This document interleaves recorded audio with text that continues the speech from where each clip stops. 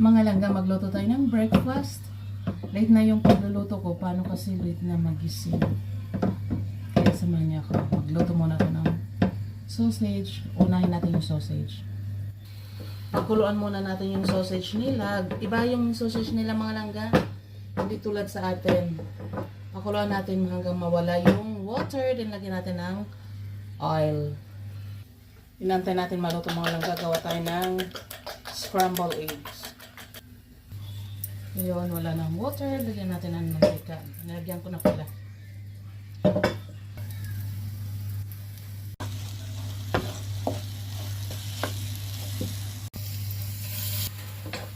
Ganito yung corned beef nila mga langga.